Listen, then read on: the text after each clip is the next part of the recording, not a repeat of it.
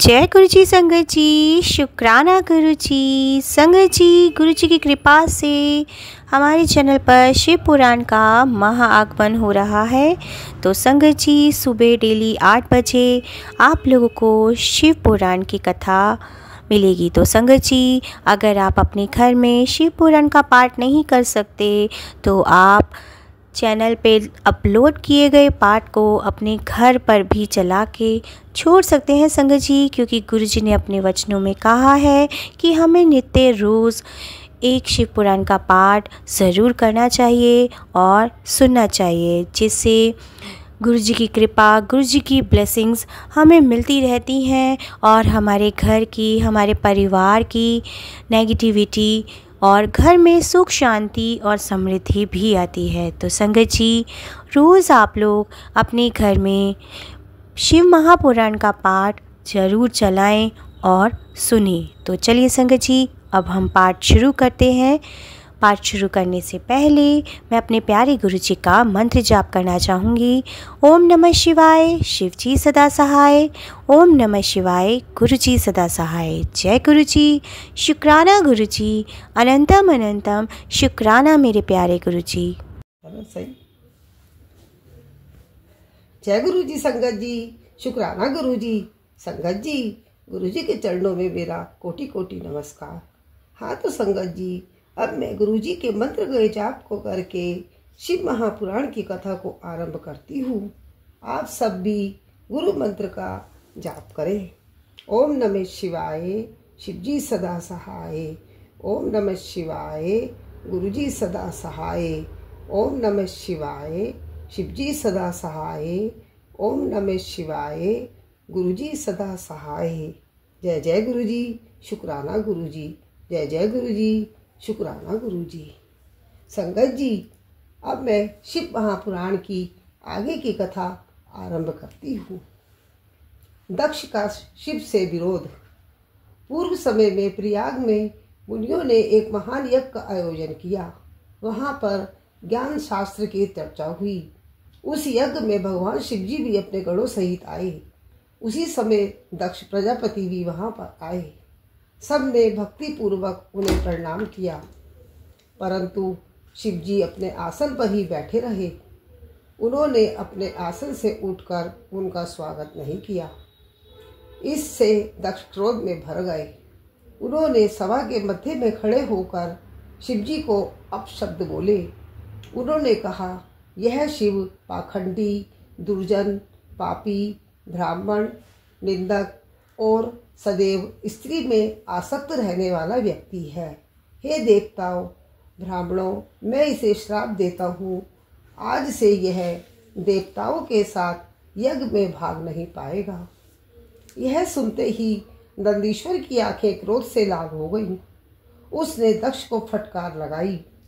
हे दुष्ट बुद्धि, क्या तू शिव तत्व को नहीं जानता?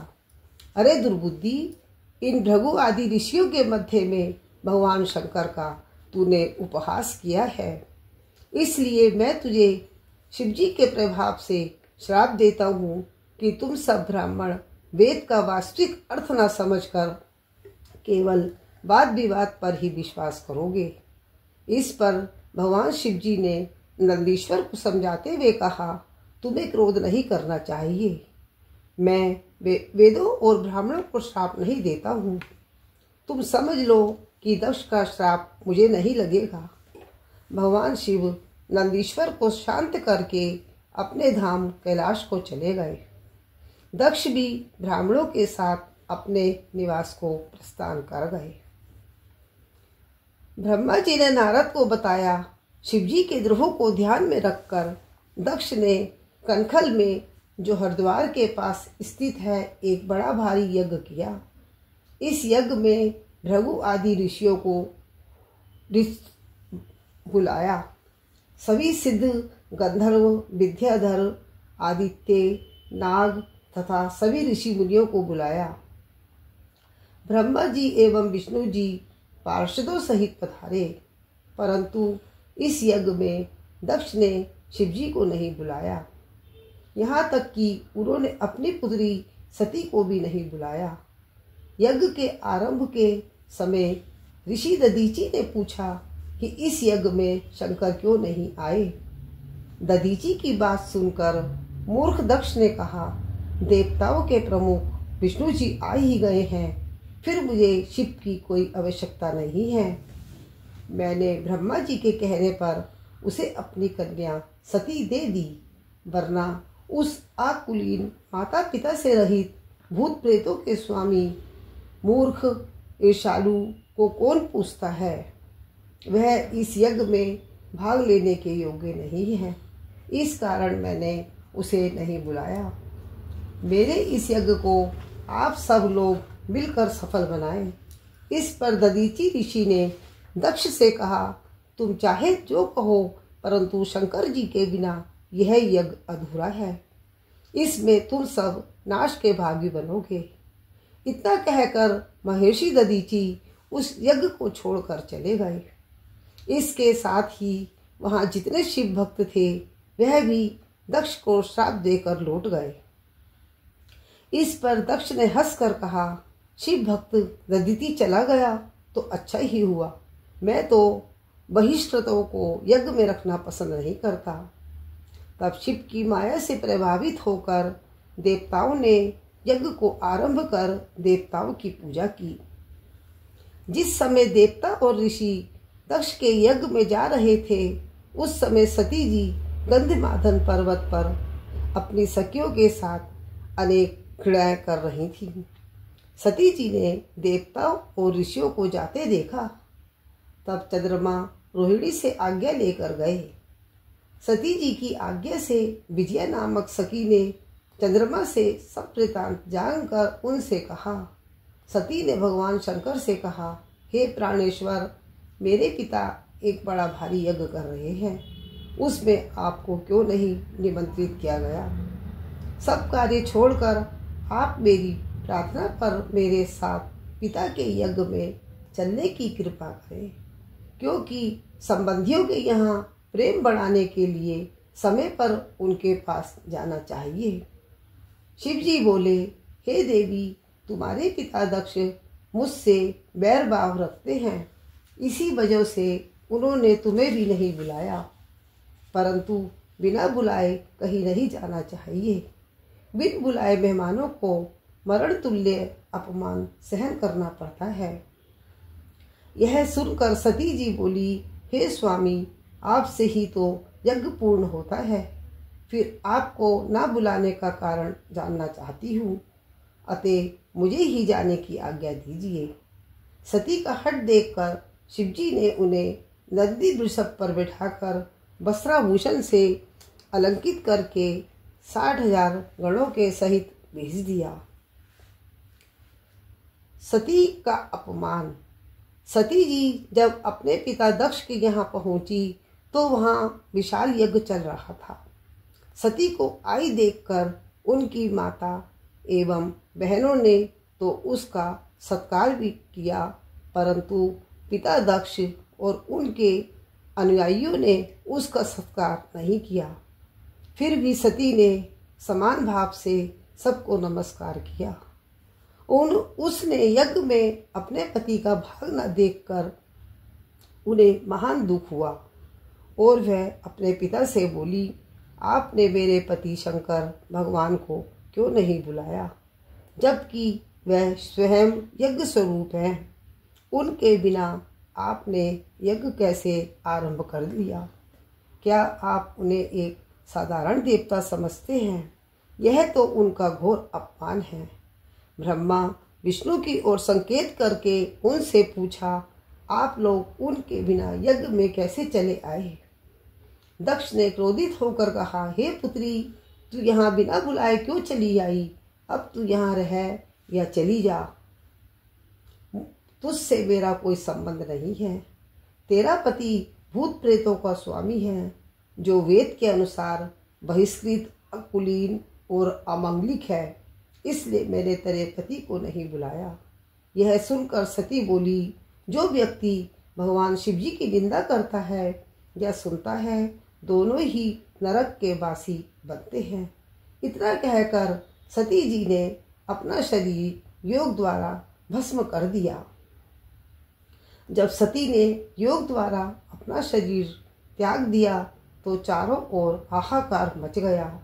उधर सती के द्वारा अपने प्राण छोड़ते ही उनके साथ आए गणों ने हाथों में शस्त्र उठाकर मारकाट मचाने लगे। सब दिशाओं में प्रलय का दृश्य उपस्थित हो गया। उनके साथ आए 60,000 गणों में से 20,000 तो स्वयं ही शोक में व्याकुल होकर समाप्त हो गए। भृगु ऋषि ने इसके निवारण हेतु आहुतियां प्रदान की। इससे ऋतु नामक बहुत से असुर उत्पन्न हो गए।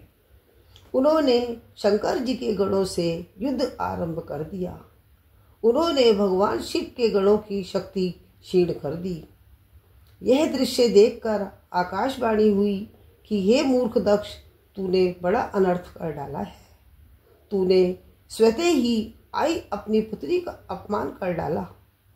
तुझे तो शंकर जी और सती का पूजन करना चाहिए था। यह तो अनादि शक्ति जगत की सृष्टा और कल्पांत में संगारिका है। इस प्रकार भगवान शंकर ही सबके स्वामी और कल्याण करता है। उनके दर्शन मात्र से ही संपूर्ण यज्ञों का फल प्राप्त हो जाता है। तूने उनका सत्कार नहीं किया, इसी कारण तेरा यज्ञ नष्ट हो गया।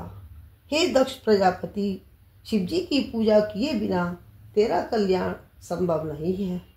शिवजी के विमुख होने पर कोई भी देवता तेरी सहायता नहीं कर सकता। जय जय गुरु जी, शुक्राना गुरु जी।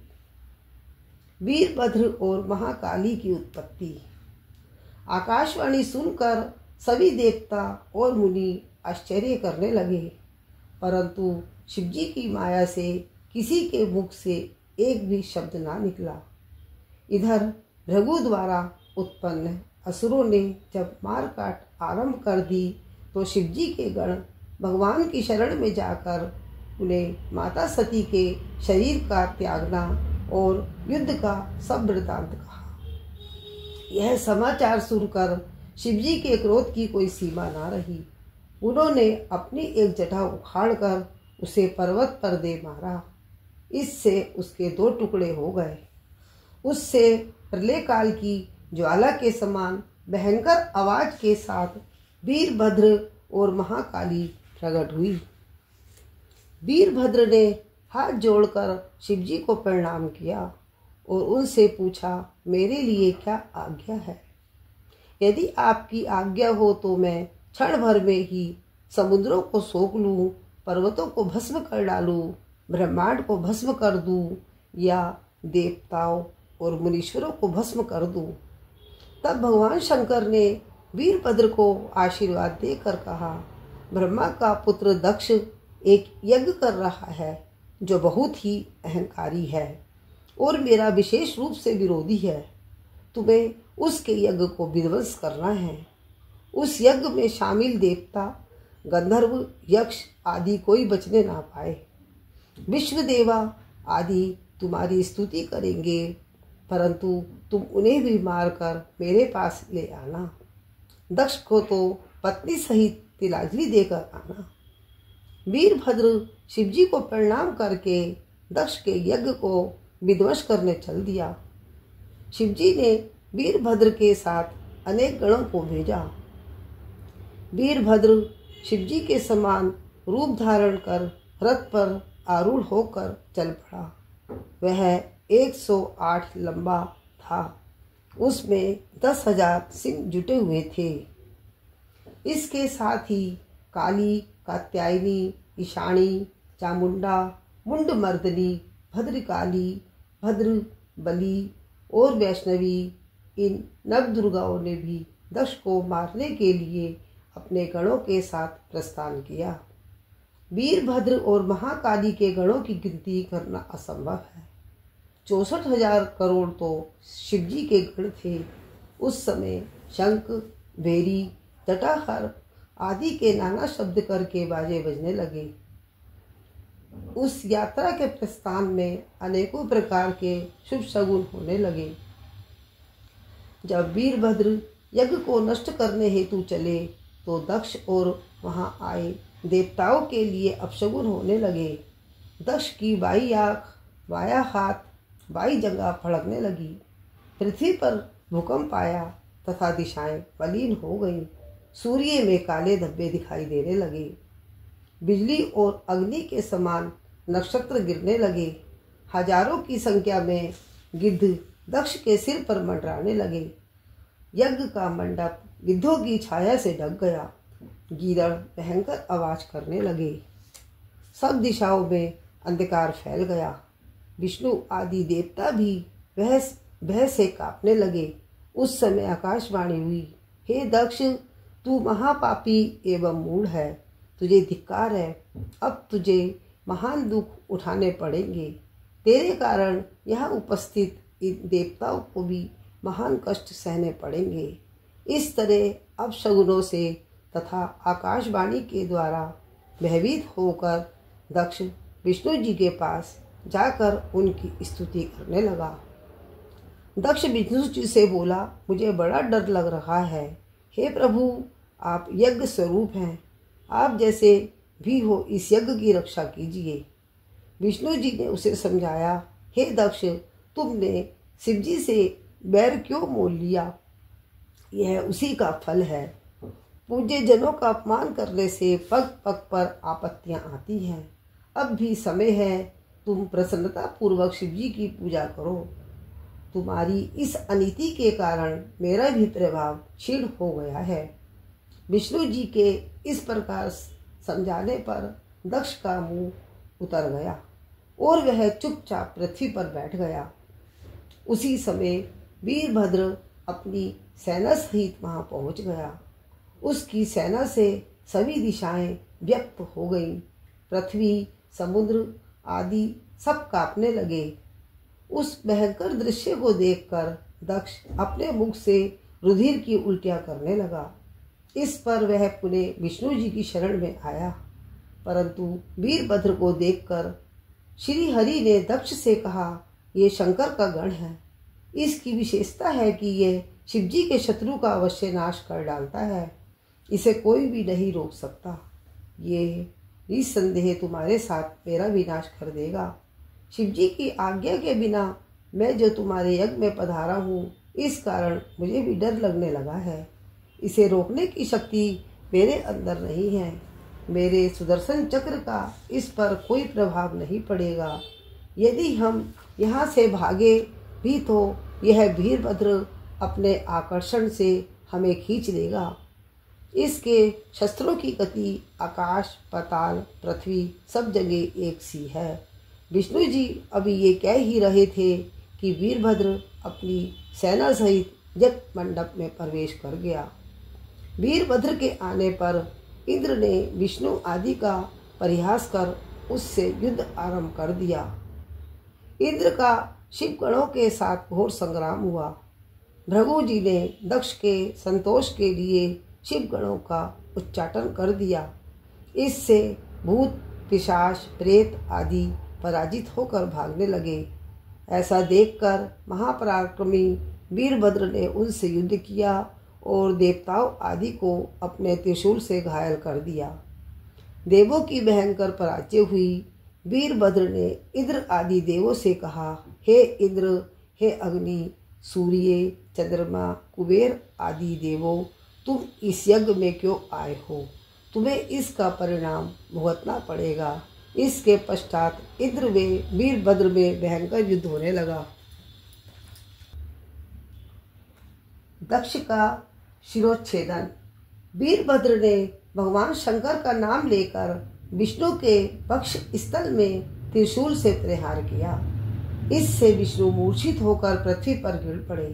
फिर उठकर अपने चक्र से वीरभद्र पर प्रहार किया है, परंतु वीरभद्र ने अपने अद्भुत तेज से चक्र को प्रभावहीन कर दिया। वह विष्णु के हाथ में ही रुक गया। विष्णु का भी स्तवन हो गया। इस पर याज्ञिकों ने मंत्रों द्वारा विष्णु का स्तवन दूर किया। विष्णु ने अब की बार अपना शांख धनुष उठाया। उसके भी वीरभद्र ने 3 टुकड़े कर दिए। इस पर विष्णु अंतर्ध्यान हो गए और अपने लोक को चले गए। उनके चले जाने पर वीरभद्र ने यज्ञ भगवान को पकड़ा और उनका सिर धड़ से अलग कर दिया। प्रजापति धर्म, कश्यप और अरिष्ट नेमि आदि मुनियों को पकड़कर वीरभद्र ने उनको लातों से मारा। सरस्वती जी की उसने अपने नाखूनों से नाक काट डाली तथा अन्य सभी देवताओं को पटक पटक कर मार डाला। मणिभद्र नामक प्रतापी गणों ने भृगु की छाती पर पैर रखकर उनकी दाढ़ी उखाड़ ली। पूषा के दांत चंड नामक गण ने उखाड़ लिए, क्योंकि वे हंस पड़े थे। यज्ञ में मलमूत्र की वर्षा करके उसे भ्रष्ट कर दिया। दक्ष डर कर यज्ञ की वेदी के अंदर घुस गया। उसे पकड़कर वीरभद्र ने उसका सिर हाथ से पकड़कर मरोड़ डाला और सिर को उखाड़कर यज्ञ के कुंड में डाल दिया। यह सब कार्य करके वीरभद्र कैलाश पर पहुंचा और शिवजी को प्रणाम किया। शिवजी ने प्रसन्न होकर उसे अपने गणों का नायक बना दिया। वीरभद्र के द्वारा दक्ष के यज्ञ का विध्वंस हो जाने पर देवताओं ने दुखित होकर ब्रह्मा जी को समाचार कहा। ब्रह्मा जी ने कहा, देवताओं का दुख कैसे दूर करूं कि दक्ष भी जीवित हो जाए और उसका यज्ञ भी संपन्न हो जाए। इसके बाद ब्रह्मा जी विष्णु लोक में जाकर विष्णु जी की स्तुति करने लगे। विष्णु जी ने ब्रह्मा जी से कहा कि दक्ष ने अपराध किया है, क्योंकि उसने यज्ञ में शिवजी का भाग नहीं निकाला। हम सब देवता भी शिवजी के अपराधी हैं, क्योंकि हमने भी बिना शिवजी के उसमें भाग लिया। अतः विष्णु जी बोले, आप सब लोग शिवजी की शरण में जाओ, नहीं तो प्रलय हो जाएगी। फिर हम सब विष्णु भगवान को साथ लेकर कैलाश पर गए और वहाँ एक विशाल बट वृक्ष के नीचे शिवजी को बैठे देखकर उन्हें नमस्कार किया और उनकी स्तुति करने लगे। हे दया सिंधु, हे परमेश्वर, आपकी कृपा के बिना हम नष्ट भ्रष्ट हो गए हैं। हे भगवान शंकर जी, हमारी रक्षा कीजिए, हमारी विपत्तियों से रक्षा कीजिए। हे स्वामी, प्रसन्न होकर दक्ष के यज्ञ को पूर्ण करने की कृपा कीजिए। हम सब लोग इस यज्ञ में आपका भाग अवश्य निकालेंगे। हे स्वामी, इस यज्ञ को हम फिर से करना चाहते हैं।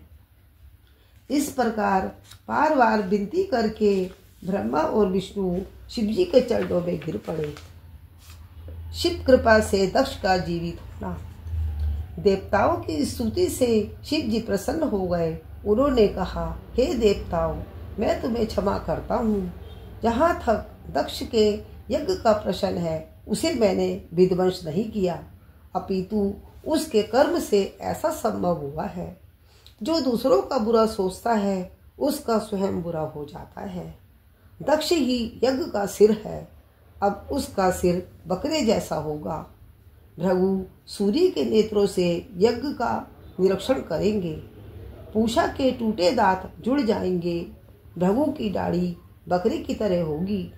मेरे गणों के द्वारा मारे गए सभी देवताओं के साथ शिवजी उस स्थान पर गए जहाँ दक्ष का निर्जीव शरीर पड़ा था। दक्ष के शरीर में बकरे का सिर लगाकर उसे जीवित कर दिया। दक्ष ने उठकर प्रसन्न चित्त से भगवान शंकर का अभिवादन और स्तुति की। दक्ष की स्तुति से भगवान शंकर प्रकट हो गए। ब्रह्मा जी बोले, इसके बाद मैंने और भगवान विष्णु ने एवं इंद्रादिक लोकपालों ने भगवान शंकर की स्तुति की। सबके द्वारा की गई स्तुतियों से प्रसन्न होकर भगवान शिव ने दक्ष से कहा, हे दक्ष, तू मुझे परमेश्वर मानकर ज्ञान परायण होकर कर्म करो। तुम यह बात समझ लो कि मैं ही समस्त संसार का एकमात्र सृष्टा हूँ। विष्णु भक्त को मेरी निंदा नहीं करनी चाहिए। मेरा भक्त भी विष्णु की निंदा ना करे। यदि कोई ऐसा करेगा तो दोनों के श्राप से तत्व को प्राप्त नहीं करेगा। दक्ष प्रसन्नता पूर्वक शिवजी के नाम का जप करने लगा। सब देवताओं ने विष्णु जी की स्तुति की। दक्ष ने विधि पूर्वक यज्ञ को संपन्न कराया। विविध प्रकार के दान दक्षिणा दिए गए। शिवजी सहित सब देवताओं को यज्ञ का भाग दिया गया। यज्ञ की समाप्ति पर सब देवता शंकर भगवान का गुणगान करते हुए अपने अपने स्थानों को पधार गए। शिवजी भी अपने गणों के साथ कैलाश को चले गए। जय जय गुरु जी, शुक्राना गुरु जी। संगत जी, इस कथा को मैं गुरु मंत्र के साथ यही विराम करती हूँ। ओम नमः शिवाय, शिवजी सदा सहाय। ओम नमः शिवाय, गुरुजी सदा सहाय। ओम नमः शिवाय, शिवजी सदा सहाय। ओम नमः शिवाय, गुरुजी सदा सहाय। जय जय गुरु जी, शुक्राना गुरु जी। धन धन गुरु जी, शुक्राना गुरु जी। संगत जी, हम फिर कल मिलेंगे कथा के नए अध्याय के साथ। जय गुरु जी संगत जी, शुक्राना गुरु जी। वीडियो को लाइक कमेंट शेयर ज़रूर करें और बेल आइकन ज़रूर प्रेस करें, जिससे आपको नई वीडियो की नोटिफिकेशंस मिलती रहें। जय गुरु जी।